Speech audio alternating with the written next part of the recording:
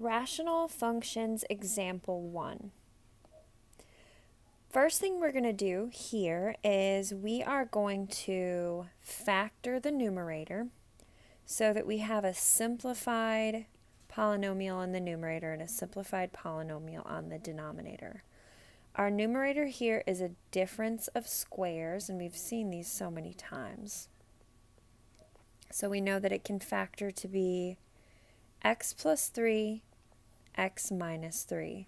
And then our denominator cannot factor, so we're going to bring that x plus 2 down. Now I am going to find all the things that we listed in the previous section of the notes in order. So the first thing I'm going to find are the x-intercepts, and I do that by setting the numerator equal to 0 and solving for x. So that's going to be x plus 3 equals 0 and x minus 3 equals 0.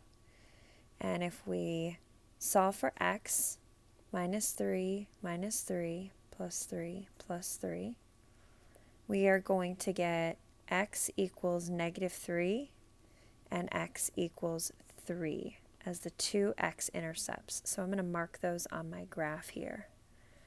3 and negative 3. Now the next thing I'm going to find is my vertical asymptote. And to find that, I set my denominator equal to 0 and solve for x. So I have x plus 2 equals 0, x equals negative 2. So now I'm going to sketch out that vertical asymptote. I'm going to put a dot at negative 2 on my x, and that vertical asymptote is going to be a vertical line that crosses the x at negative 2. Now I need to look for my horizontal asymptote. So in order to do this, I need to figure out the degree of the numerator versus the degree of the denominator. So the degree of the numerator is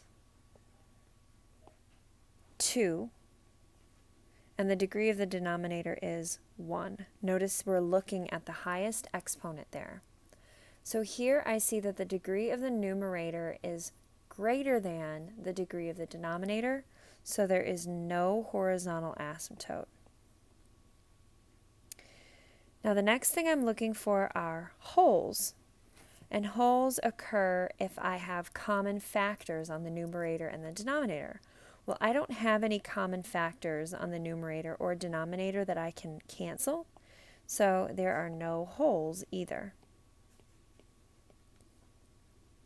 But now at this point, I notice that I don't really have enough information here to be able to graph anything. I only have the two x-intercept points.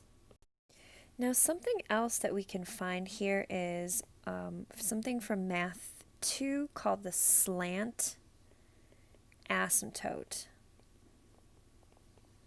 And in order to find the slant asymptote, we can use synthetic division to divide the denominator into the numerator.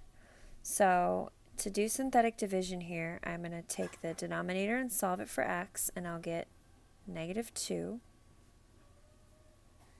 And then I put the leading coefficients of the numerator across the top. So that would be 1, 0, and 9. And notice that I put a 0 to hold the place of the x.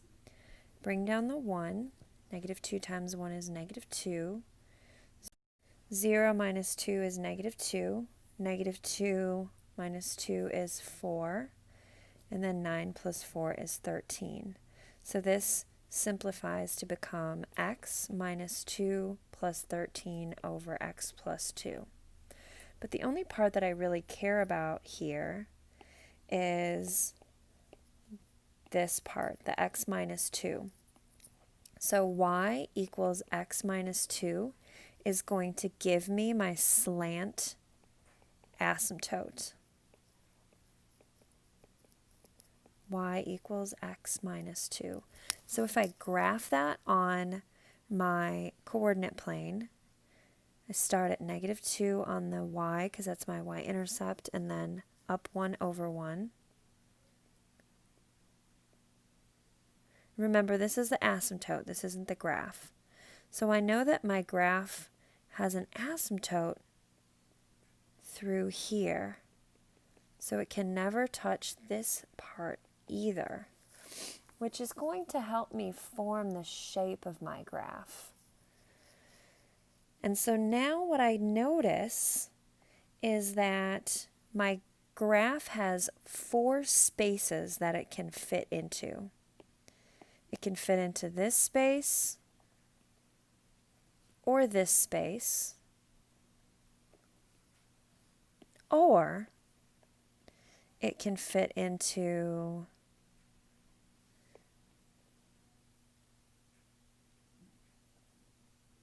this space or this space. Well, I have some key information here that's going to tell us which spaces it's going to fit into, and those are my x-intercepts. So notice I have an x-intercept here and here. So those reveal to me that my function is going to fit into these 2 spaces here.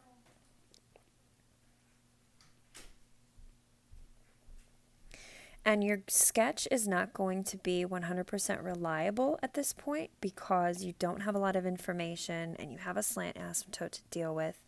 But at this point, if you want to just sketch your graph so that it has an asymptote along the vertical and the slant and crosses through those x-intercepts, then it will be relatively accurate, surprisingly accurate.